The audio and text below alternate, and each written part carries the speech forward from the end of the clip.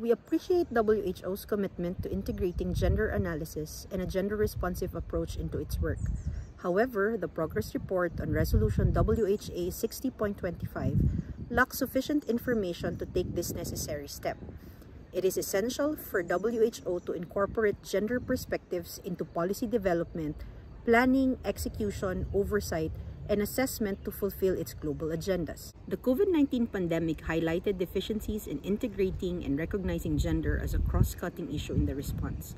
Collecting and using gender disaggregated data to develop gender-responsive policies is fundamental and must be promoted to advance goals of gender justice and health equities.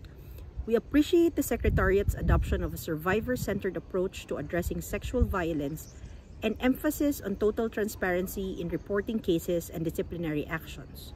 We urge the WHO to devote more attention and resources to consolidate the work done so far and to extend this work beyond the current 3-year strategy.